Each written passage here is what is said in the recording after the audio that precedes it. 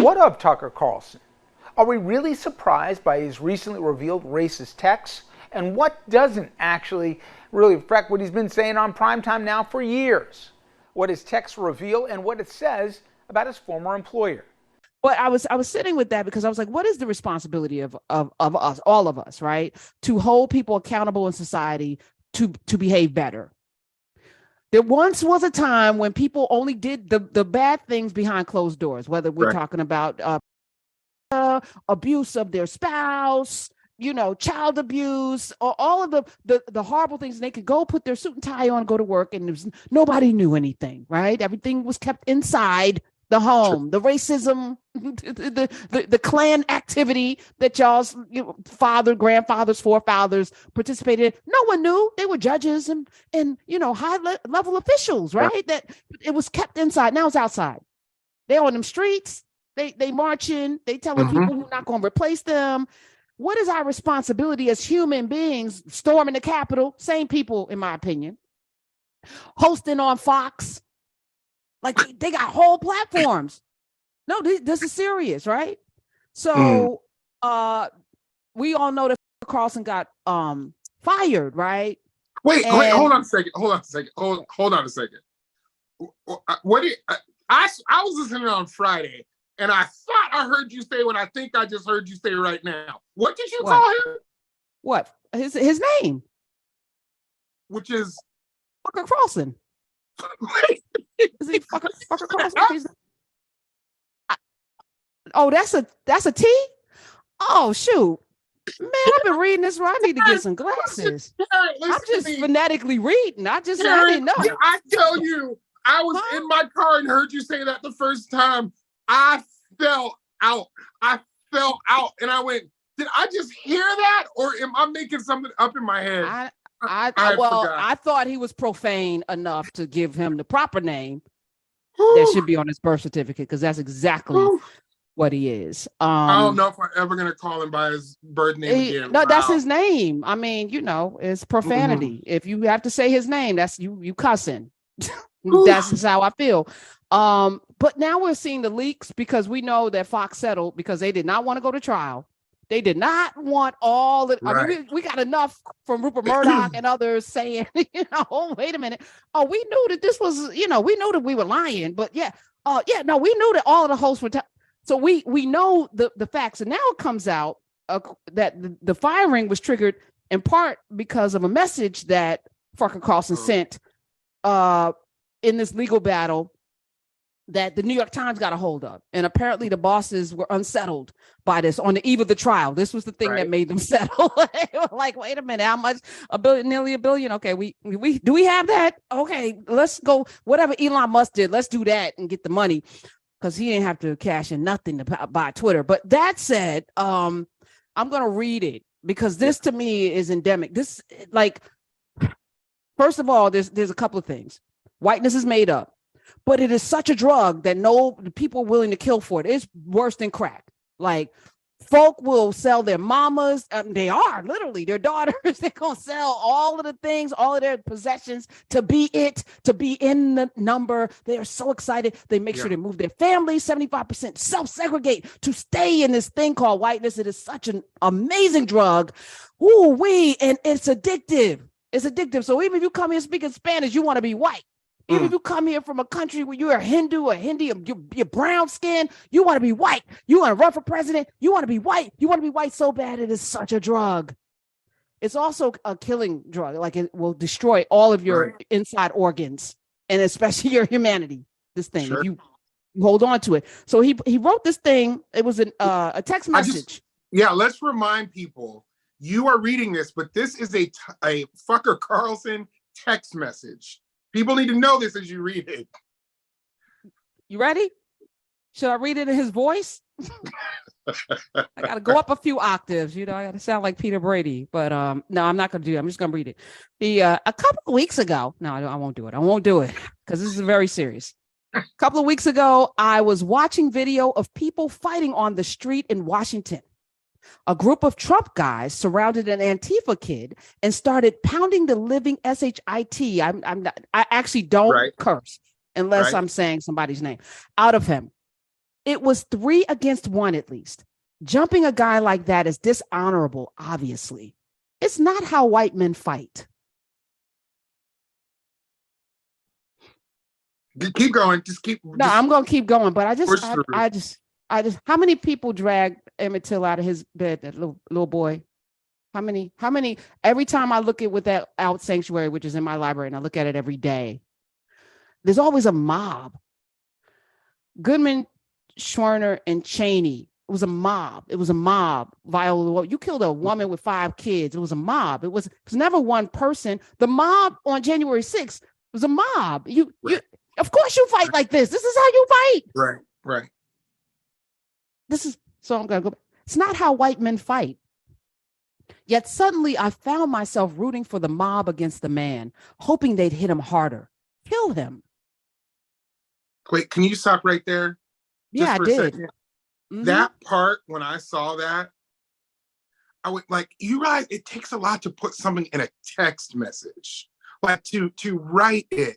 And he's saying, I mean, granted, I know how this text ends, but in the middle of this text message, he's saying, I saw this mob of folks beating this Antifa kid. I found myself rooting for them and wanting them to kill him. That's in print. Carry on. I'm sorry. No, I think it's poignant. There was 1, 2, 3 sentences. It's not how white men fight. Yet suddenly I found myself rooting for the mob, hoping they'd hit him harder, kill him. I really wanted them to hurt the kid. I could taste it. That bloodlust. Like what? I've never watched anything where I hoped somebody would kill somebody. To that point, Tyler Merritt, we're going to talk about art and the writer's strike and everything. I turn off when it gets too violent. Mm-hmm. I cannot watch. Even that scene in Elmo, Elizabeth Moss, Handmaid's Tale, when they're ripping that man to shreds. Mm-hmm. It was fortunately they didn't show all of it, but I couldn't have watched had they done it. Right. He deserved every piece of his body probably being ripped to shreds for what he did to her. I couldn't do it though. Right. I'm just going to tell you, even in that moment with all of those things, and I've been in situations, I don't have it in me to take somebody's human life. But this man could sit and watch this and taste the pain that he wanted inflicted on a human being. Outnumbered. A boy, a kid. He referenced him as a kid, not a burly grown man. He probably looked like maybe Emmett Till or Trayvon Martin or the young man that just got shot in the head, little boy. Mm-hmm. I could taste it. Then somewhere deep in my brain, not in his heart. Right. I don't think that exists. Somewhere in his brain, an alarm went off. This isn't good for me. I'm becoming something I don't want to be. The Antifa creep is a human being. Much as I despise what he says and does, when did you even see him say anything? Much as I'm sure I'd hate him personally if I knew him, I shouldn't gloat over his suffering. I should be bothered by it. I should remember that somewhere somebody probably loves this kid and would be crushed if he was killed. If I don't care about those things, if I reduce people to their politics, how am I better than he is? That's how he ends it. What percentage of people, Tyler Merritt is here, and everyone's listening. What percentage of people, because he had the highest rated TV show, news cable, highest rated by far. Mm-hmm.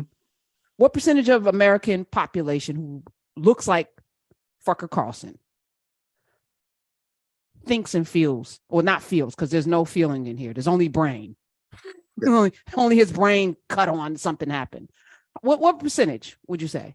And then what's our responsibility, those of us who live in a world where the majority of people look like Fucker Carlson?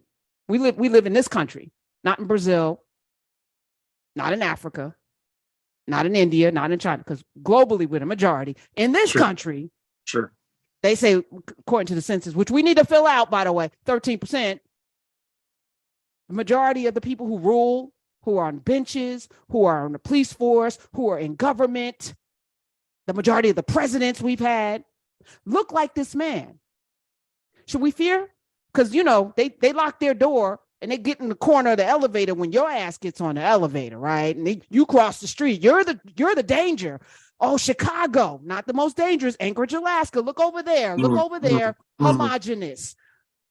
When I say that, I mean mostly white. Sure. So what's our response? Like, how do we react to that? Should I be scared for my life? This man sitting there with bloodlust, hoping that a boy gets beaten to death. He doesn't know him, but in his mind, I probably would hate him if I knew him. And I could taste it. And then he came to a reckoning in his brain. Do you trust it?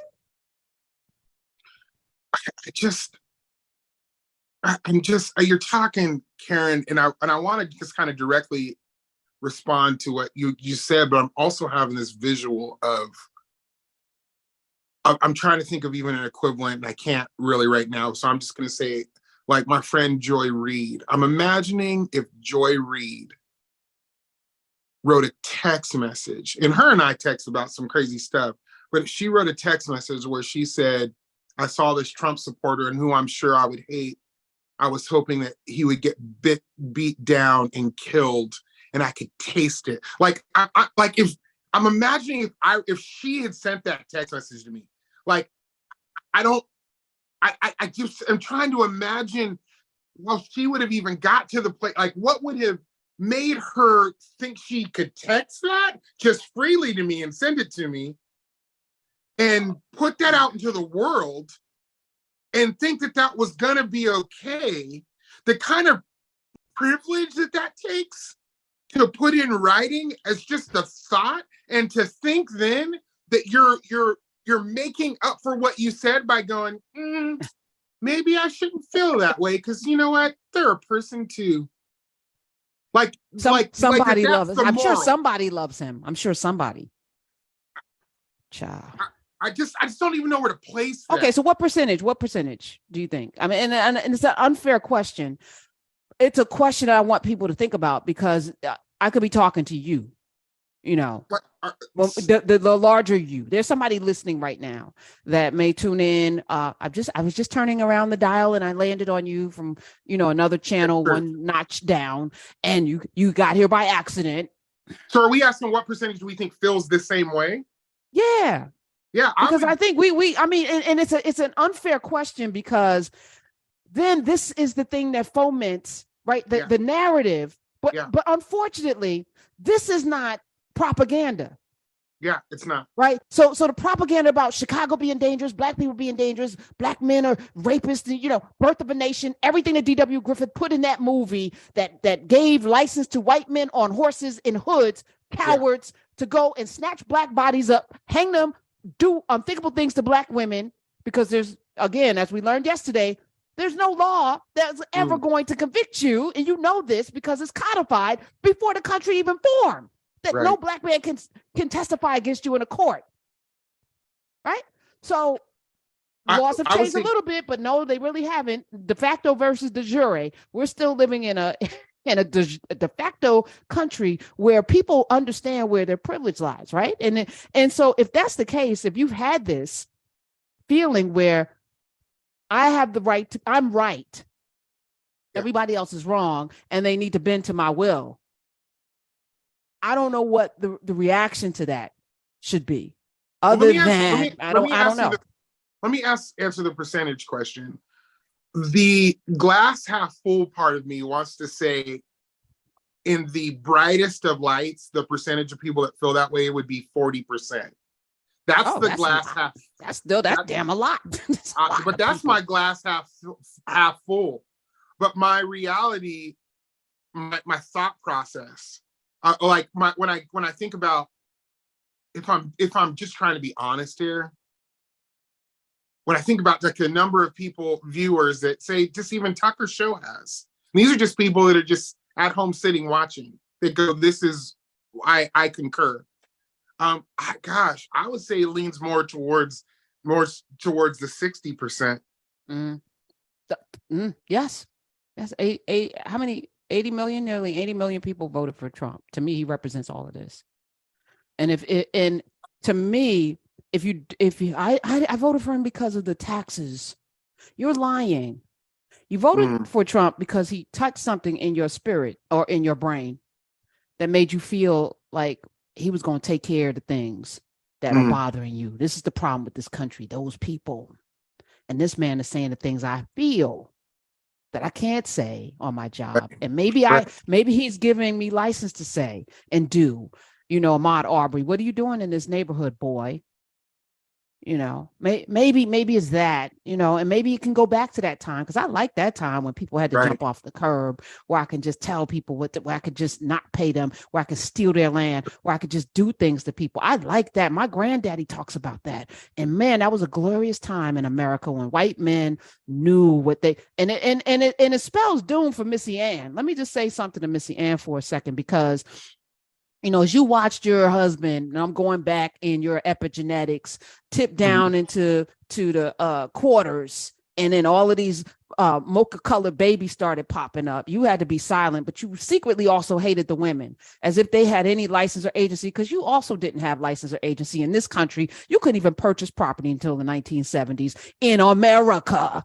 And yet you still wanted Ida B. Wells to sit on the sidelines while you fought for your rights. You didn't want Ida B. Wells right there. No black women, no Kate. So we put Susan B. Anthony on a damn coin and Katie Stanton. We don't tell the history. They didn't really care about the rights of black women. And so you are always in proximity to this power, because it's going to be through your son and your husband and your daddy. And so you're always going to protect that 54% of you. Right. So I don't know, in a world like this, either everybody gets held accountable or something's got to change, right? Which is the accountable part. But I'm not, I'm going to say less. 866-801-8255. Somebody's got to, you got to answer this question, and if you are not, again, if you're on the sidelines, waiting to see how it turns, I don't have a stake in this, I don't have a racist bone in my body. I don't see color. I don't see color because you don't have to. Right.